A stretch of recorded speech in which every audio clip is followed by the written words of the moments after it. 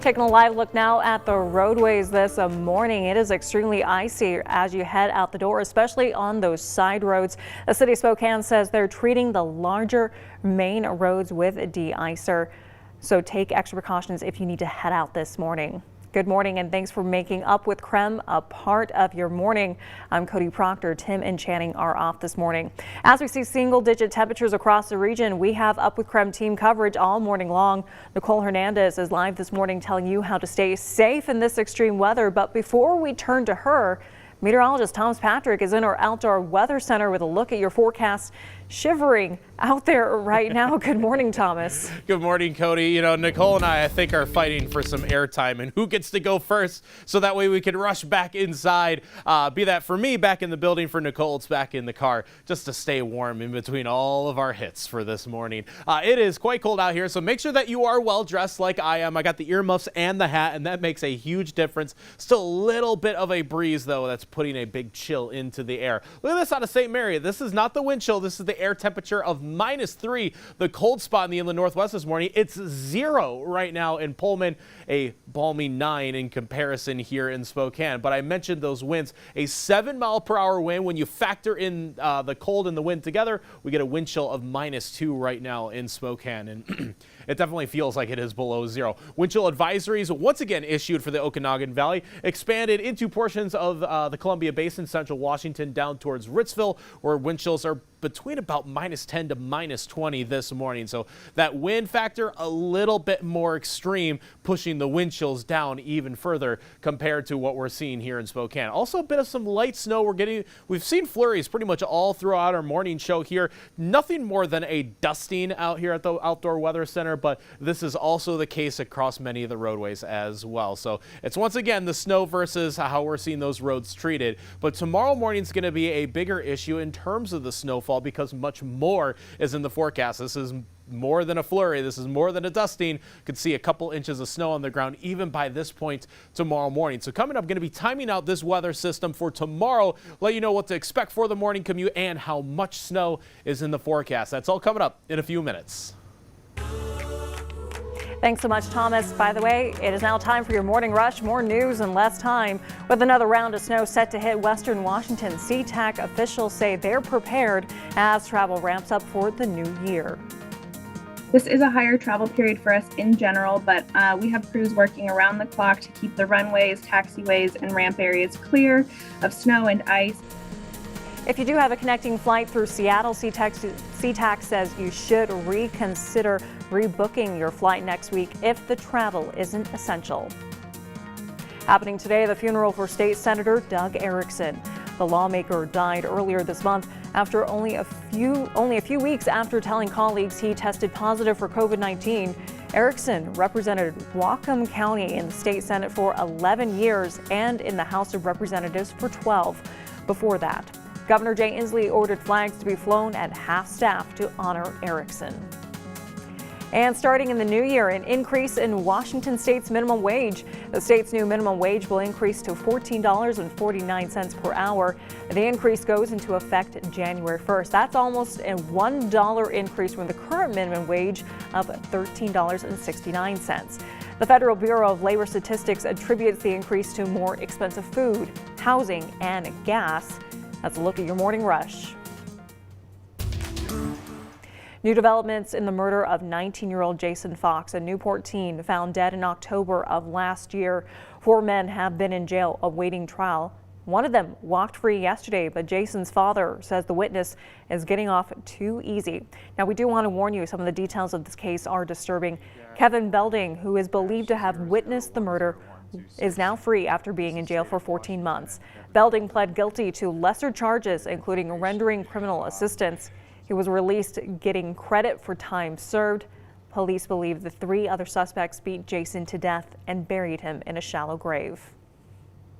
To me, that's obscene. You can eat popcorn and watch a murder and know where a child is buried for 3 weeks. People love Jason, and I don't think Kevin Belding is going to have an easy run of it here. Jason's parents have used social media to raise awareness for their son's story. They believe the murder was a hate crime. I still believe that it most likely, in fact, is primarily or entirely because Jason was gay. I do. He was a good kid who was really on the verge of becoming a good man. On the popular social media platform TikTok, the hashtag Justice for Jason Fox has more than 10 million views. Jason's parents want the 3 men to be charged with a hate crime. They will have their trial early next year. These cold temperatures can be dangerous if you're going to be outside for too long. Even if you take extra precautions, you might still find yourself outside dealing with these frigid temperatures. Nicole Hernandez joining us now live with more on what to look out for in this extreme weather. Good morning, Nicole. How are you doing? Good morning, Cody. Honestly, pretty cold this morning. We're standing by the sign this morning up here on the South Hill. It just clicked off of that 8 degrees. Going back and forth between time and temperature, but 8 degrees out here as of right now is what this sign says. I know Thomas Patrick was saying even colder with that wind chill. And, you know, I'm completely bundled up right now. I've been getting out of a warm car. I've got gloves on, my hat, several jackets and underlayers and all that, and definitely still feeling cold after being out here. So a lot can go into what happens to your body during the cold. So here are some things to look out for if you are going to be out and about in the cold these next few days. So if you're feeling confusion, you're disoriented or fumbling with tasks, those are signs of hypothermia. You can get frostbite pretty quickly out here as well if you aren't covered up correctly. So look out for red skin, numbness, and blisters. Those are signs of frostbite. Now, if you have kids home for the winter break right now, inside activities are the safest. If you work outside, OSHA says employers should train workers on cold stress. Workers should dress for the cold, and employers should make environments as safe as possible with things like radiant heaters whenever possible. Now, once you get back inside from being out in the cold, here's some ways University of Michigan Health says you can warm up. Change into dry, warm clothes, keep yourself moving around, and drink something warm to warm yourself up from the inside. Now, one thing that OSHA's cold safety page did go over that I think is applicable to more than just people working out in the cold is that when it's this cold outside, your body is actually more susceptible to dehydration. So make sure you're keeping yourself hydrated as well throughout this week. Live in Spokane, I'm Nicole Hernandez. Nicole, thank you so much. Get back in the car and get warm.